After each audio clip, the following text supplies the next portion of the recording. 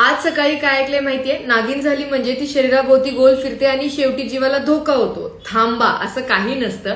नागिन आजार म्हणजे हर्पीस झोस्टर. चिकन पॉक्सचा व्हायरस शरीरात लपून राहतो, नंतर तो ऍक्टिव्ह झाला की नर्वच्या मार्गाने बाहेर येतो. म्हणून साधारणपणे शरीराच्या एका बाजूला नागिन शक्यतो दिसते. कशी ओळखायची आहे नागिन? शरीरात एखाद्या बाजूला छोटेसे पुरळ, रॅश नागिन सारखे एका लाईनीत दिसतात. जळजळ, मुंग्या टोचल्यासारखं किंवा खूप तीव्र पेन सुद्धा असू शकतं. कधी कधी रॅश येण्याआधीच पेन सुरू होतो आणि मग काही दिवसात लालसर पुरळ, त्यावर छोटेसे पाण्याचे फोड आणि फोड बहुतेक वेळा शरीराच्या एका बाजूला पट्ट्यासारखे दिसतात. म्हणून अनेकदा काही लोकांना ती ॲलर्जीच आहे असं पण वाटू शकतं. पण एका बाजूला जळजळ, तीव्र पेन, पाण्याचे फोड असतील तर नागिनची शक्यता टाळायची नाही. आणि सगळ्यात महत्वाचं, नागिन दिसली तर घरगुती उपाय करून दिवसांदिवस थांबायचं नाही.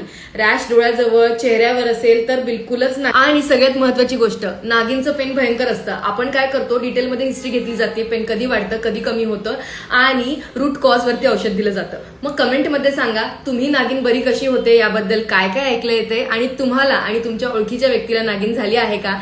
शेअर करायचा आहे हा व्हिडिओ तुमच्या मित्रांबरोबर.